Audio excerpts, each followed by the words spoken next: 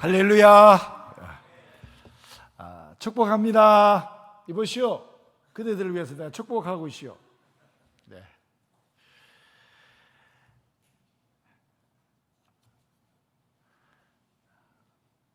원래 우리의 자리가 어딘 줄 아십니까? 원래 우리의 자리는 이 세상 가운데서 가장 행복한 자리가 우리의 자리라고 생각하면 됩니다. 아니, 이 세상에 절대로 흉내낼 수 없는 행복이 있는 곳, 이 세상에 절대로 모방할 수 없는 가장 온전한 행복이 있는 곳, 그것이 원래 우리의 자리입니다. 그것이 에덴 동산입니다.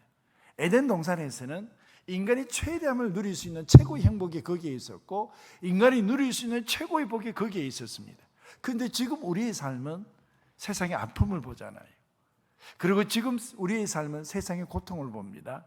그리고 지금 우리의 삶은 세상의 상함을 보게 됩니다. 아니, 무엇이 세상을 이처럼 아프게 만들었을까? 무엇이 이 세상을 고통스럽게 만들었을까? 그리고 무엇이 이 세상을 이렇게 상하도록 만들었을까? 우리 최고의 자리, 최고의 행복, 최고의 기쁨이 가득한 곳, 그곳이 에덴이었는데, 그래서 여러분 보세요. 우리 삶의 에덴이라고 표현하는 것은 그 에덴은 기쁨입니다. 에덴은 기쁨인데 그 기쁨이 있는 그곳이 바로 에덴이었고, 그런데 이 세상은 우리는 슬픔을 보게 되잖아요. 무엇이 과연 슬프게 만들었을까? 무엇이 우리의 풍족함보다는 핍절함과 결핍을 만들었을까? 고통을 만들었을까? 아픔을 만들었을까? 마음의 상함을 만들었을까? 여러분, 그것은 바로 죄입니다. 모든 인간의 불행의 원인은 죄에 있습니다. 죄가 이 세상에 불의를 가져왔고, 비참함을 가져왔고, 죄는 인간성의 상실을 가져왔습니다.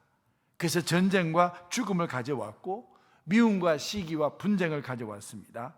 그리고 죄의 결과는 지금도 너무나 끔찍하고 비참한 이 죄의 현상을 보고 우리는 살아갑니다.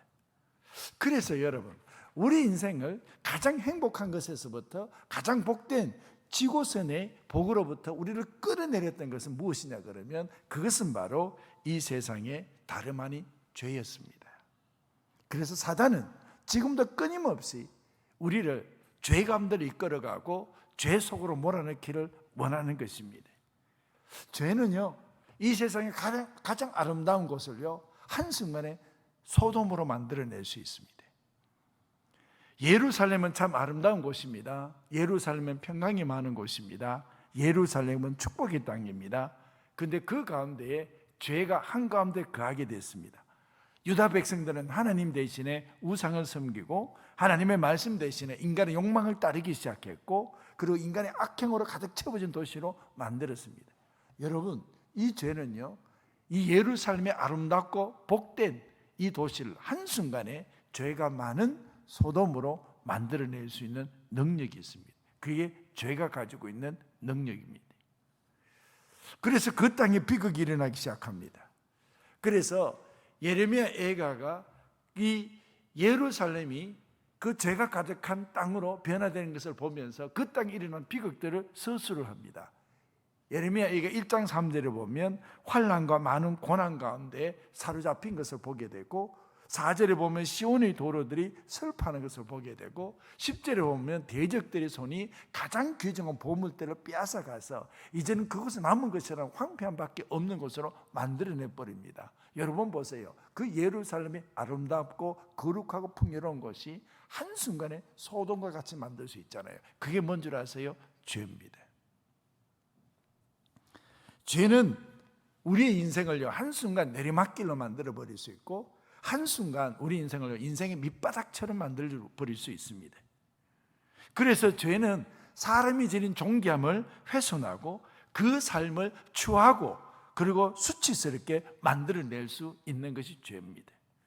우리 인생들은 지금 생로병사를 경험하고 있지 않습니까? 이 생로병사의 모든 고통은요, 죄로부터 오는 것입니다. 그래서 죄는 마침내 우리를 죽음의 길로 이끌어갑니다. 창세기 2장 17절에 보면 선악을 알게 하는 나무 열매를 먹지 말라, 먹으면 반드시 죽으리라 하나님께서 말씀하셨는데, 죄는요 반드시 죽는 길로 딱 이끌어가잖아요. 그래서 로마서 6장 23절에 보면 죄의 삭은 사망이다 이렇게 얘기합니다. 우리는 인생의 질고에 고통과 슬픔 속에서 시달리면서 사는 인생이 아니라 질그릇이 깨어지듯이 죽어 사라질 존재가 아니라 우리는 누구보다도 이 세상 가운데서 아름답고 복되고 풍요롭고 기쁨 가득한 삶으로 만들어진 것이 우리 삶이었습니다. 이것을 누가 깬 것인가요? 죄가 깬 것입니다. 우리는 그럼에도 불구하고 우리는 이 죄의 문제에 대해서 굉장히 우리는 무뎌져 있습니다. 지금 내 욕심 속이 너무 무뎌져 있고 내 욕망에, 그리고 내 시기에, 내 질투에, 내 미움에, 그리고 내 불신에, 불순종에, 이런 문제들에서 얼마나 많이 무뎌져 있는지 모릅니다. 여러분, 죄에 무뎌져 있으면 무뎌질수록 내 인생을요 계속적으로 밑바닥으로 끌고 갈 것입니다. 왜 그런 줄 아세요? 여러분, 죄는요 반드시 대가를 치러야 됩니다. 죄에 대한 대가는 반드시 있습니다. 죄를 안고 살아가는 사람들이 두렵습니다. 그 두려운 이유가 뭐냐면 이 죄는 도저히 우리 인간이 피할 수 있는 것이 아니기 때문에 그렇습니다. 죄라는 것을 아는데 그래도 그 죄를 벗어나기 어렵습니다. 내가 이것은 욕심이라고 생각하는데 그 욕심을 벗어낼 길이 없는 것입니다. 내가 이것은 하나님께서 원하시지 않는 미움의 길인데 그 미움을 내 마음속에 떨쳐낼 수 없는 듯이 우리는 살아갑니다. 여러분, 누구든지 간에 죄는 피할 수 없어서 이것이 두려운 것입니다. 그래서 로마서 3장 9절에 보면 모든 사람들은 다 죄 아래에 있다라고 우리가 이미 선언했다 이렇게 얘기합니다. 유대인 너도 죄 가운데 있어, 헬라인 너도 죄 가운데 있어, 우리들도 다 죄 아래에 있다 이렇게 표현합니다. 여러분, 여기에 아래라고 표현하는 이 휘프라는 이 표현은요 지배권, 통제권, 그리고 명령권을 이야기합니다. 너 죄 아래에 있어 이런 얘기는 죄의 지배권, 죄의 통제권 속에 너 인생이 있다 이런 얘기입니다. 그래서 우리는요 누구든지 간에 죄에서부터 벗어날 길이 없습니다. 그래서 사도 바울은 우리가 읽은 성경 본문에 있는 것처럼 로마서 3장 23절에 있는 것처럼 모든 사람이 죄를 범했다 이렇게 표현을 아주 단언하고 있습니다. 여러분, 그리고 죄가 두려운 게 뭔 줄 아세요? 죄는 감출 수가 없습니다. 이것이 두렵습니다. 하나님 앞에서 드러나지 않는 죄악은 없습니다. 모든 죄는 하나님 앞에서 반드시 드러나서 심판을 받게 되는 것입니다. 그래서 시편 90편 8절에 보면 우리의 은밀한 죄를 주의 얼굴빛 가운데에 두셨다 이렇게 표현합니다. 우리가 아무리 감추고 또 은밀하게 숨겨놓았던 죄라 할지라도 그것은 주의 얼굴의 빛 아래에 있다는 것입니다. 그래서 주의 얼굴의 빛 안에 죄가 있다는 얘기는 어떤 죄라도 인간이 하나님으로부터 그 죄를 숨길 수가 없다 이런 얘기입니다. 그래서 하나님이 보시지 않는다면, 하나님께서 죄를 볼 수 없다 그러면 심판은 없습니다. 그러나 하나님께서 보시지 못하는 죄는 없습니다. 하나님은 인간의 모든 행위를 불꽃 같은 눈동자로 지켜봅니다. 그래서 누가복음 12장 2절에 보면 감추인 것이 드러나지 않을 것이 없고 숨은 것이 알려지지 않는 것이 없다 이렇게 표현합니다. 여러분, 그래서 죄는요 우리가 피할 수도 없고, 그리고 죄는요 숨길 수도 없습니다. 그리고 그 죄는요 반드시 대가를 치러야 된다 그랬습니다. 여러분, 우리는 이미 죄의 대가를 치르는 것을 우리는 봤습니다. 그게 뭐냐면 이 세상에 죄악이 관영했을 때에 노아가 홍수로 심판하는, 노아의 홍수의 심판이 죄의 대가를 받습니다. 죄는 반드시 하나님께서 심판하신다는 사실을 딱 보여주었습니다. 지금도 여러분, 죄의 대가는 어떻게 치러질 수 있을까요? 여러분, 죄의 대가는 피 흘림으로 치러질 수 있습니다. 히브리서 9장 22절에 보면 피 흘림이 없는 적 사함이 없다 이런 얘기입니다. 구약에는 죄의 대가를 짐승이 피를 흘려서 그 대가를 치렀습니다. 자기가 죄를 지을 때마다 황소의 피를, 그리고 자기가 죄를 지을 때마다 염소의 피를, 이 짐승의 피를, 내가 죄를 지을 때마다 나의 죄의 대가 속에서 계속 짐승의 피를 가지고 그 대가를 치러 왔습니다. 왜요? 피 흘림이 있어야 대가가 있기 때문에 그렇습니다. 그런데 이 짐승의 피는 우리의 죄를 능히 사할 수는 없습니다. 그래서 끊임없이 매일매일 죄를 지을 때마다 그 짐승의 피를 가지고 그 죄가를 치루었지만, 그러나 그 죄를 영원토록 속죄할 수는 없었습니다. 그래서 히브리서 10장 4절에 보면 황소와 염소의 피가 능히 죄를 없애하지 못한다 그랬습니다. 그래서 하나님께서는 영원한 속죄를 위해서 자신의 아들 예수 그리스도의 피를 가지고 속죄하도록 하신 것입니다. 히브리서 9장 12절에 보면 염소와 송아지의 피로 하지 아니하고 오직 자기 피로 영원한 속죄를 이루어 단번에 성소에 들어가셨다. 영원한 속죄를 이루었다. 그래서 히브리서 10장 12절에도 영원한 속죄가 예수 그리스도께서 치르신 것이라고 우리에게 이렇게 말씀하고 있습니다. 우리 사랑하는 청년들, 여러분, 우리 속에 우리 자신의 의를 가지고 우리 인생을 구원할 수 없습니다. 우리 자신이 거룩하고 선한 것이 있다 손치더라도 내 자신 속에 있는 거룩의 한 조각과 선함 가지고 우리 인생의 죄의 대가를 치를 수 없습니다. 그래서 인간은 스스로 의롭게 되는 가능성이 전혀 없다는 것입니다. 그 대신에, 우리 대신에 치를 수 있는 영원한 속죄를 이룰 수 있는 것이 바로 죄 없으신 예수 그리스도를 우리 대신해서 속죄의 제물로 내놓는 것입니다. 예수의 피가, 피 흘림이 사함을 얻게 하는 것입니다. 그래서 고린도후서 5장 21절에 보면 하나님이 죄를 알지도 못하는 일을 우리를 대신해서 죄로 삼으신 것은 우리로 하여금 그 안에서 하나님의 의가 되려 하려 하십니다. 종교개혁자 마틴 루터는 이러한 구원의 성격을 가리켜서 엑스트라노스라는 표현을 씁니다. 여러분, 엑스트라노스라는 표현은 어떤 의미냐 그러면 내 구원은 내 안으로부터 나와서 나의 구원을 이루는 것이 아니라 나의 구원은 반드시 바깥에서부터 들어와야 된다는 것입니다. 그게 엑스트라노스라는 뜻입니다. 그렇습니다, 여러분.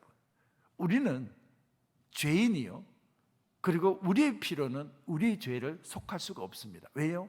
우리는 죄를 범죄한, 죄 아래에 있는 사람이기 때문에 죄가 없으신 예수 그리스도의 피만이 우리 죄를 대속할 수 있어서, 그래서 우리의 죄를 대속하기 위해서는 바깥에서부터 들어와서 우리를 구원해야 된다는 것입니다. 예수 그리스도의 피로 우리 죄의 대가를 치르셨습니다. 그래서 죄 사함의 열린 길이 우리에게 열려진 줄로 믿습니다. 그래서 디도서 2장 14절에 보면 그가 우리를 대신하여 자신을 주심은 모든 불법에서 우리를 속량하시고 우리를 깨끗게 하셨다, 이렇게 표현합니다. 그래서 오늘날 여러분들에게 성만찬이 있습니다. 마태복음 26장 28절에 이것은 죄 사함을 얻게 하려고 많은 사람을 위하여 흘리는 바 나의 피 곧 언약의 피니라. 여러분, 이 성찬이 여러분들 가운데서 죄의 대가를 치르신 예수 그리스도를 보게 되는 그런 귀한 성찬이 될 줄로 믿습니다. 그래서 여러분, 이 예수 그리스도의 이 피로 말미암은 그 십자가는 우리 인생을 변화시키는 능력이 될 것입니다. 죄인에서부터 의인으로. 그래서 로마서 3장 24절에 보면 그리스도 예수 안에 있는 속량으로 말미암아 하나님의 은혜로 값없이 의롭다 하심을 얻은 자 되었느니라. 십자가에 접촉이 되면 선물이 단물이 되고 물이 변하여 포도주가 되는 사건이 일어납니다. 십자가를 여러분 우리가 받아들이면 죽음이 부활로 변화되고 강도가 성도로 변화되는 역사가 일어납니다. 스디슨 인생이 복된 인생으로 바뀝니다. 메마른 사막 같은 인생이 영원한 생수가 흐르는 비옥한 땅으로 바꿀 수 있습니다. 그래서 요한복음 6장 35절에 보면 예수께서 이르시되 나는 생명의 떡이니 내게 오는 자는 결코 줄이지 아니할 터이요 나를 믿는 자는 영원히 목마르지 아니하리라. 죄가 예수 그리스도 십자가를 접촉할 때에 이제는 죄의 권세가 사라집니다. 여러분, 죄는 엄청난 속박력과 파괴력과 그래서 엄청난 권세를 가지고 살아갈 때 우리는 죄 앞에서 무기력하게 굴복할 수밖에 없습니다. 이때에 예수 그리스도의 피가 우리로 하여금 죄사함을 얻게 하고 죄의 권세에서 예수 그리스도의 사람으로 바뀌는 역사가 일어납니다. 예수 그리스도의 십자가가 여러분 속에 살아있을 수 있기를 주의 이름으로 축복합니다. 여러분, 이런 십자가의 변화의 사건은 누구에게나 일어나지 않습니다. 성경은 아주 분명하게 얘기합니다. 이 십자가의 변화의 사건은 예수 그리스도를 믿는 자에게 일어납니다. 그래서 읽은 성경 본문에서 로마서 3장 26절에 이때에 자기의 의로우심을 나타내사 자기도 의로우시고 또한 예수 믿는 자를 의롭다 하려 하십니다. 믿는 자에게 의롭다 하려 하십니다. 여러분, 믿음이 있어야, 믿음을 가진 자가 예수 그리스도의 십자가가 여러분들에게 죄사함을 얻게 하고, 믿음이 있어야 예수 그리스도의 십자가가 여러분들에게 죄의 대가를 치르는 장소가 될 것입니다. 믿는 자에게. 그래서 이렇게 얘기합니다. 예수 그리스도가 지금 내 이 현실 속에서 무엇을 내게 줄 수 있습니까? 우리에게 천국이라는 것은 미래의 사건이고 미래의 시제고, 내 죄가 사함을 받았다라고 말하는 것은 과거 시제요, 과거에 일어난 일인데, 오늘날 예수 그리스도가 나의 현재의 삶 속에서 무엇을 줄 수 있습니까? 라고 묻는 이가 많습니다.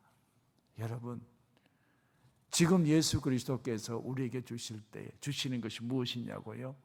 그 예수 그리스도의 피가 우리 가운데 무엇을 줄 수 있느냐고요? 누가복음 23장 43절에 이렇게 말씀을 하십니다. 오늘 너는 나와 함께 낙원에 있으리라. 오늘 지금 이 순간 구원의 역사가 우리 삶 속에 일어난다는 겁니다. 여러분, 예수 그리스도의 피로 말미암아 나에게 준 구원은 현재 시제로, 현재의 사건으로 내 가운데 있기를 축복합니다. 제가 이제 말씀을 맺습니다. 지금 제가 메시지를 전하는데 여러분, 예수님 영접해서 손해보는 인생이 있습니까?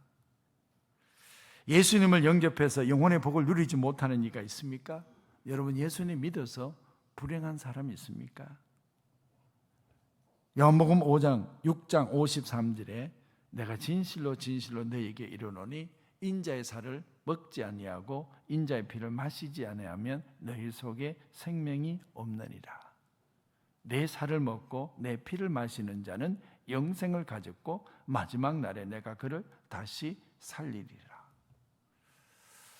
여러분, 이 약속의 말씀이 여러분들에게 지금 이 순간 믿음을 가져서 구원의 사건이 현재적으로 여러분의 삶 속에 살아있기를 주의 이름으로 축복합니다.